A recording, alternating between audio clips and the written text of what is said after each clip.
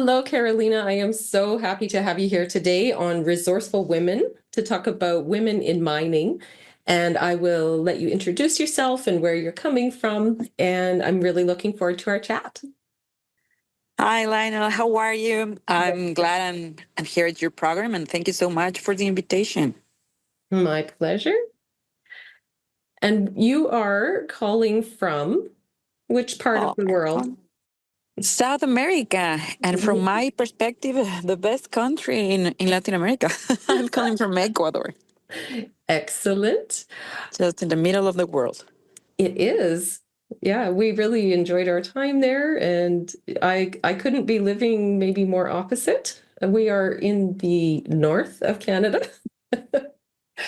Or So Canada is also a great country. I do like it here. I liked our time in South America as well.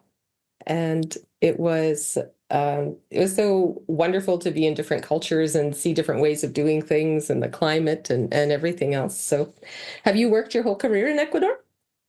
Yeah, actually, my whole career as an environmental engineer, I decided to stay here. When I was a teenager and I had to decide what to study, I had the option to go to Costa Rica. But then I decided that if I wanted to learn about the biodiversity and everything that has to do with the environment, I wanted to do it in my place, in my country, and try to give to my country a little bit of what it has uh, give to me. So yeah, my whole career and profession is here. That's excellent. One thing that we noticed when we were in South America is that there was a real interest and acceptance of women going into really technical fields. And what drew you into environmental engineering? Actually, I am an environmental engineer and also a lawyer. And well, I don't know. I decided to enroll in a STEM career because I've always wanted to be an engineer. And then at the time that I decided to go to university, the environment was something that has to do with every single company. Everyone was talking about climate changing and how to be more careful with environment and more sustainable companies. So it made sense at that time. And then I decided to complement it with law, law school. And like, I don't know, 3 or 4 years after that, I was working in the petroleum sector, the electricity sector, and finally the mining, where I truly found the love of my life talking about careers. And I am very passionate about mining sector, and I decided to stay here. That's excellent. In your in your schooling, you said you always knew you wanted to be an engineer, and that's something we don't necessarily hear very often. Had you seen engineering in action? Um, yeah, and in Ecuador is not very often either. I've been talking to a bunch of universities, as I am a co-founder of Women in Mining here in Ecuador. I had a program 2 years ago to try to find how many girls decided to enroll in STEM careers and decided to enroll in geology or mining engineer, for example. So Mhm. I did talk to the 5 universities national-wide, which has the faculty, like schooling for geology or mining engineering. And it was surprising, but less than the 30% of students were women. But also, they told me that every year they found out that more women were trying to get enrolled in this kind of professions or this kind of schools. So it's interesting. Of So are course, 30% it's not enough. I would really like to be at least the 50%, but I know it's more than other countries in the region.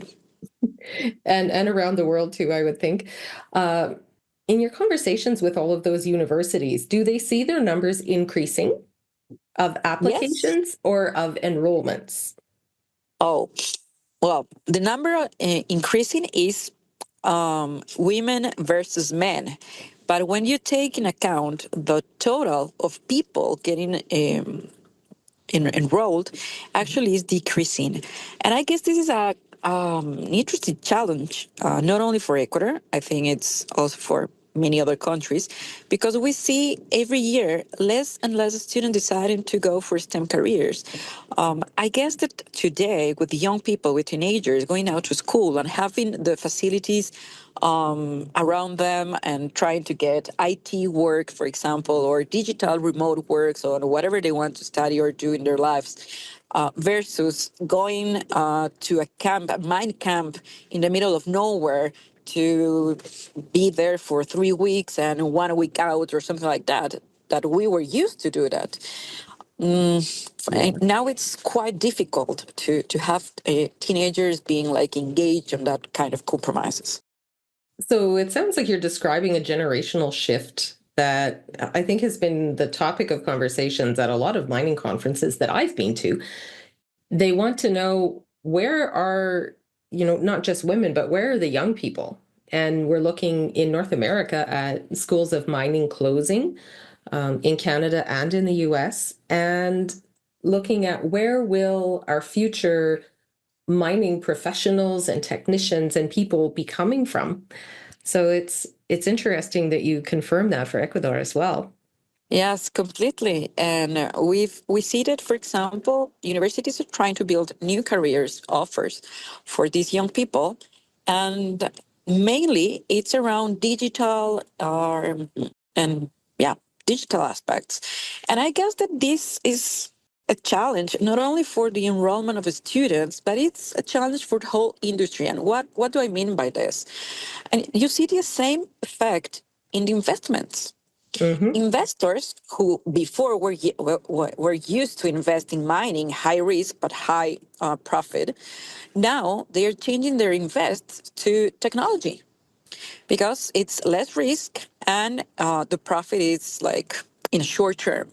So it's not only about the students, it's also about the investigation, the innovation in technologies, it's the investment. Actually, this industry, the mining industry, I think it's facing challenges not only in the environmental and social aspect in the landfills, I guess, but it's in the concept, in the mind of people. Hmm. And it's very interesting to me. And as you say, mining is always remote. And if we back out from our insider knowledge of the industry and look at it from the outside, there aren't necessarily a lot of pathways for students who aren't already interested in it. And that's something that fascinates me as well, because mining always happens away from the majority of the populations, with the exception of a few communities around the world where the mine is right next door to a community, or the community is already there and something has been found. But it's not, it's not typically something that millions of people live beside, so we don't know it. Whereas with technology, we have it bombarding us on the daily. So what you're saying makes sense to me, and I think you've identified and confirmed a real challenge that the industry is facing.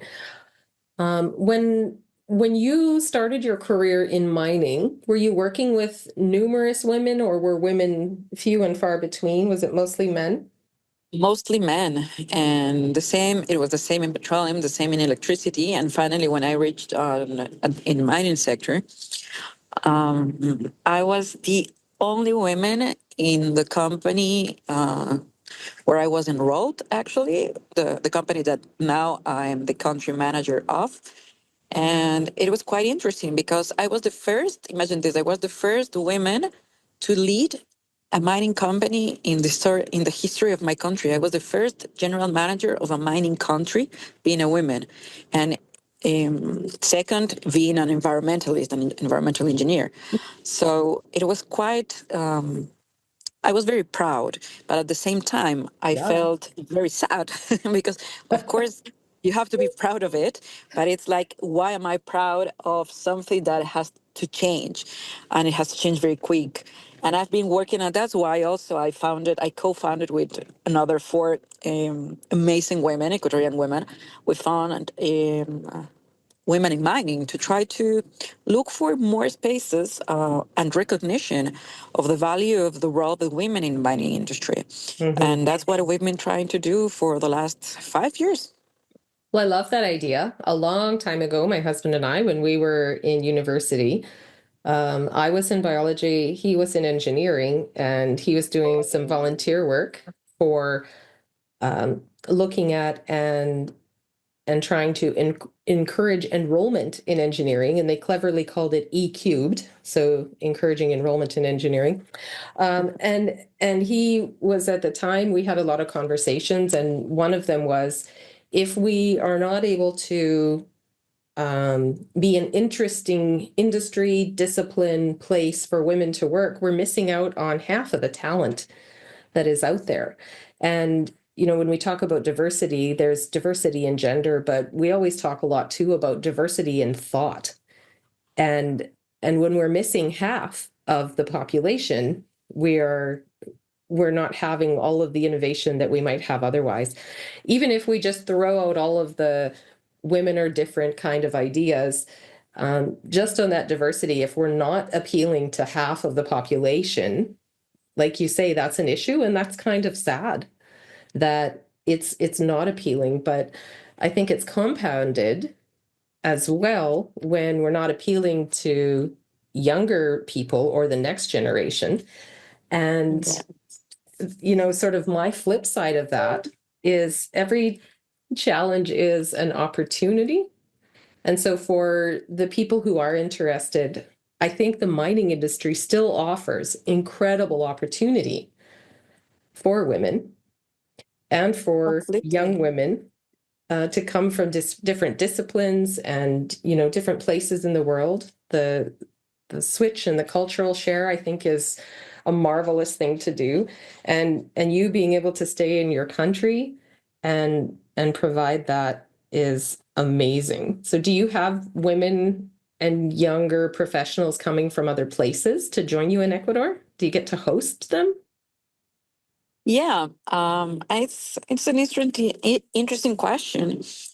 Not from foreign countries, but what we've been doing with women in mining Ecuador is to find these women from several provinces around the country that have moved to the capital, for example, where I live. I live in Quito, and Okay. try to find them because, as we know, being in the mining sector and STEM careers and being a woman is a challenge. At least in Latin America, it is still a challenge.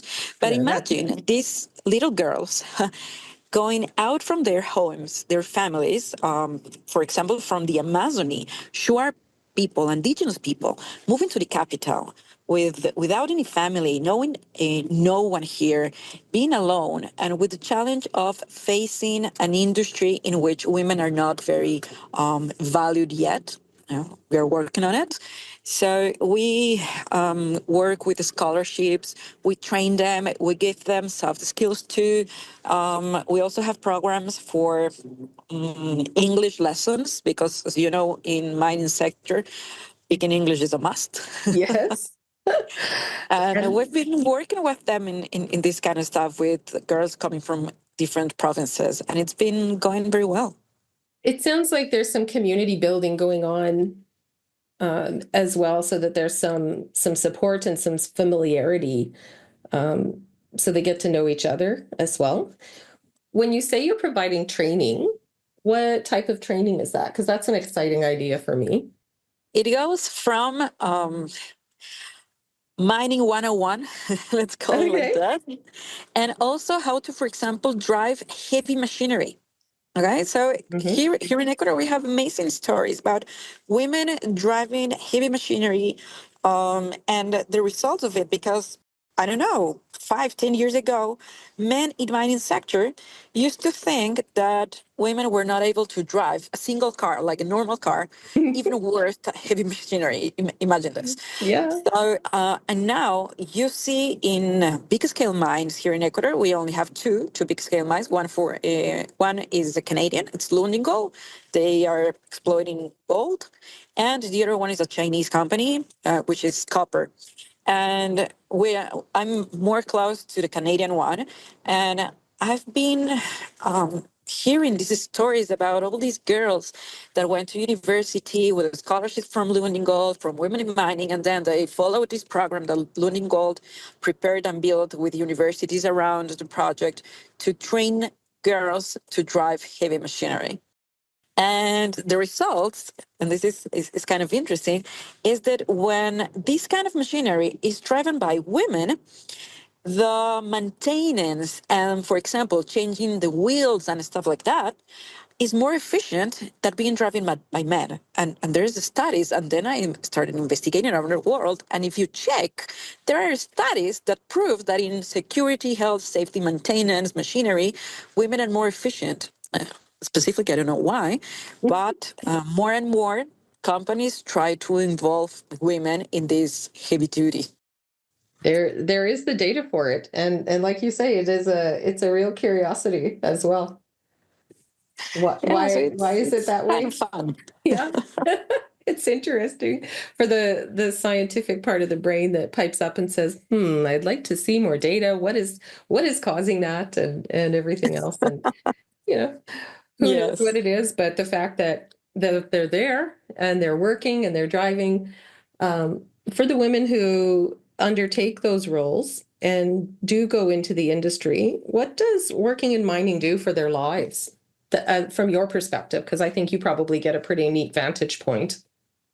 Yeah, well, I can tell you about my personal perspective.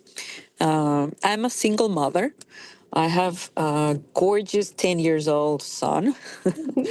And I guess he has been in every single province, mining province around Ecuador with me, and he has joined me in every single visit to a mine that I've made here in Ecuador.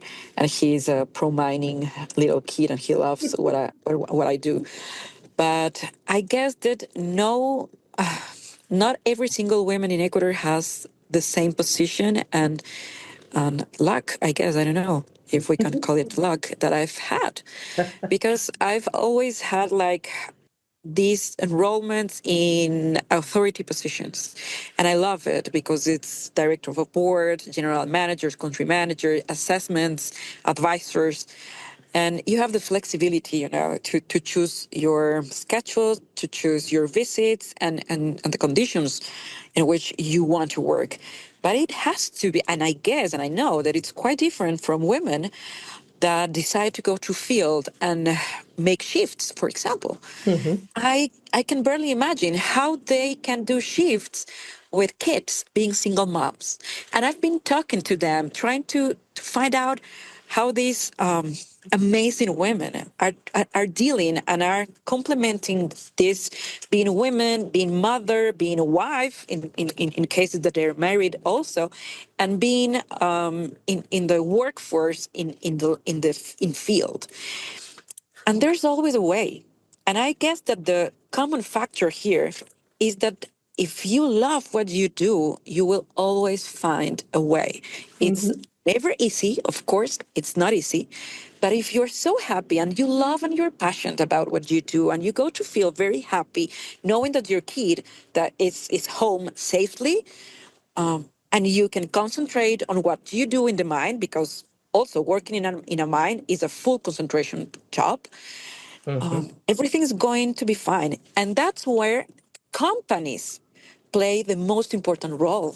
Because if you as a company don't give your personnel the confidence enough that when you are here in the work, fully concentrated and safe enough, and you can be also calm and very, I don't know, confident that your kid is at your house, being with your family, and he's also safe, then you're not going to have efficient employees. And this may be not only for women, also for men. So I guess it's like a two-way job. It's not only about workers. I think it's more about the employees to give all the conditions to the workers, to the employers, to feel safe, to feel okay, and to feel happy to be working in remote places, far from their homes. It's always, everyone who works shifts finds that. And I've talked to so many women who do shift work, so many men who do shift work, and there's a lot of attention and work that goes into managing the remote aspect of mining, and it happens for everyone.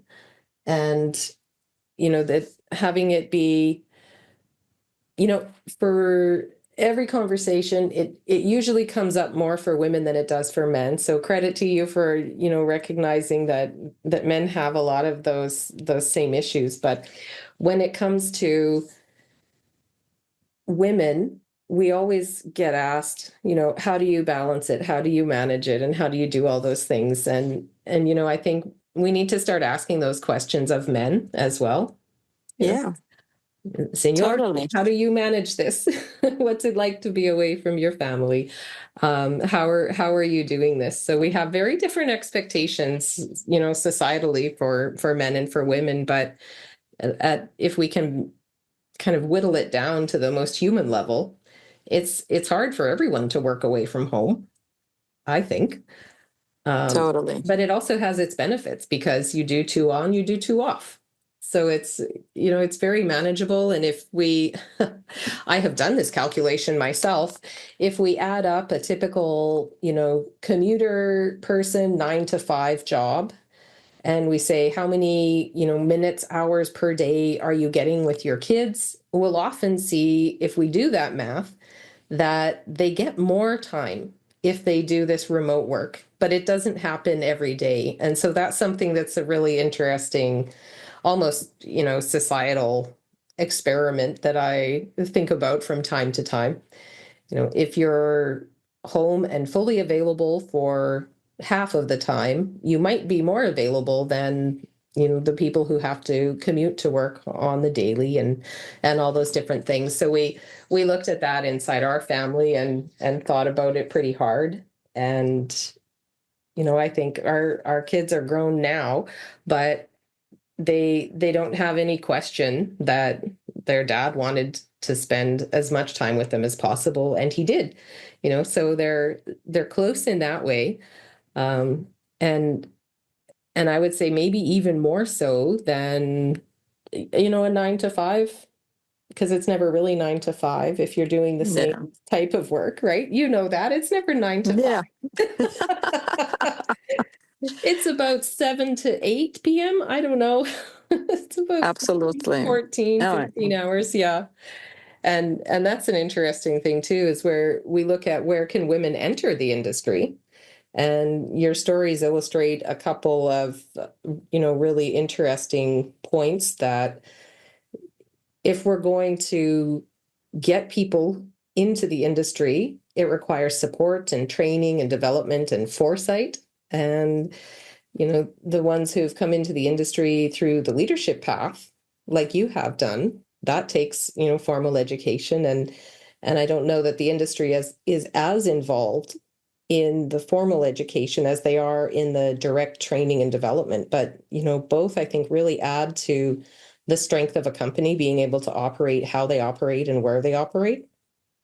That's a lot from me. I want to hear more from you about, your times in the industry. Like, what was your, if you can pick a favorite moment where you're like, I love this work, what was that moment for you?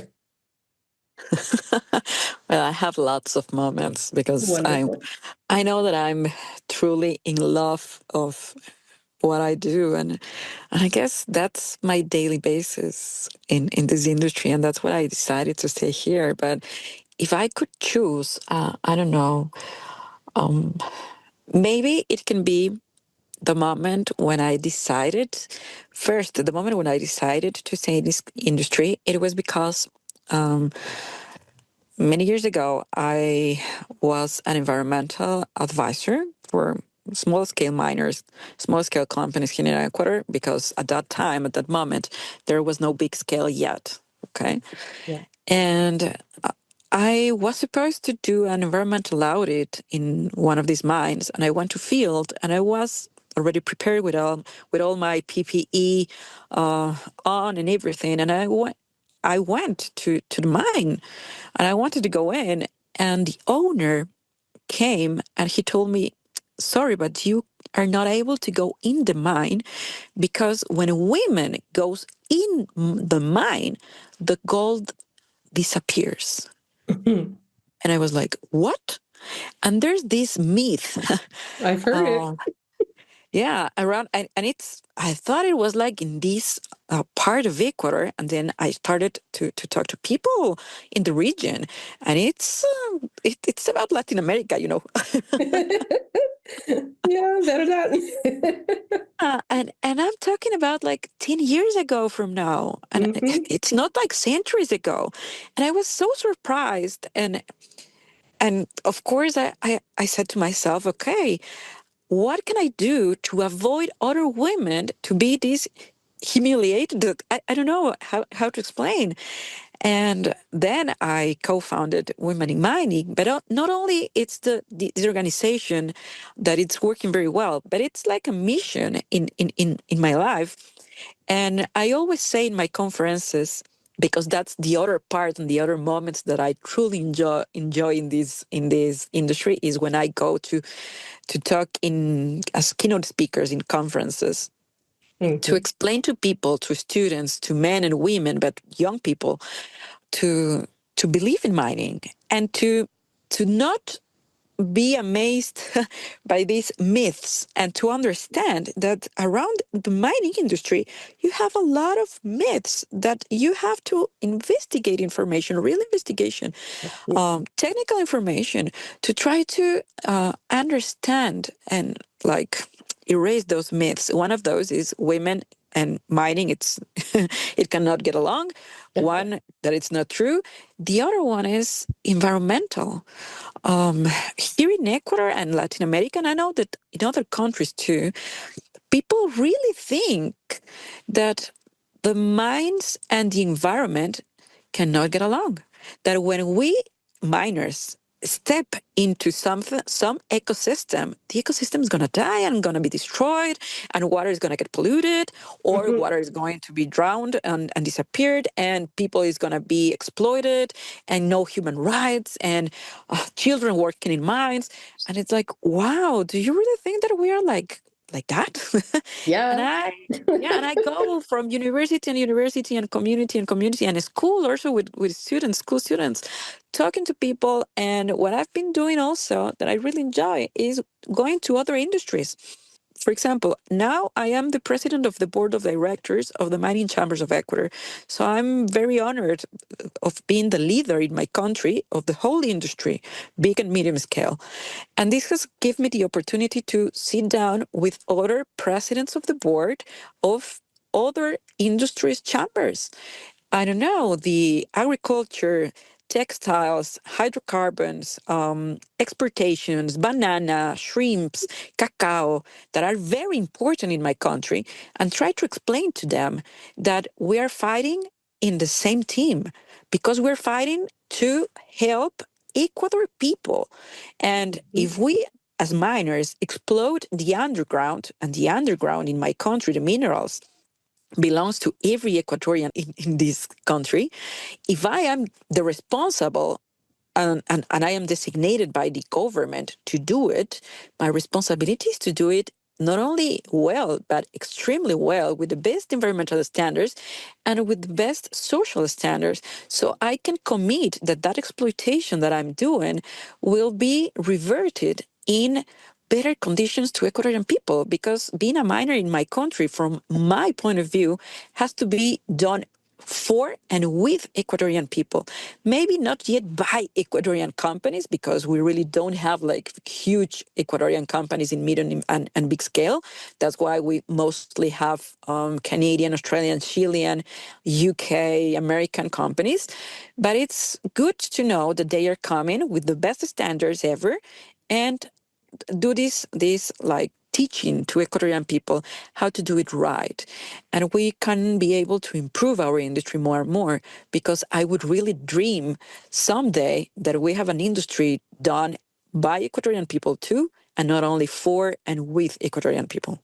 Oh, it's so great to hear that. And I'm glad that you get to share that message with the world and take it to conferences. And, it's no surprise to me that your son is proud of what you do. Thank For, you. for those of us in the industry, we know that when it's done well, it is a beautiful thing for communities and it opens up so many options for economic development and education and quality of life, as you're saying.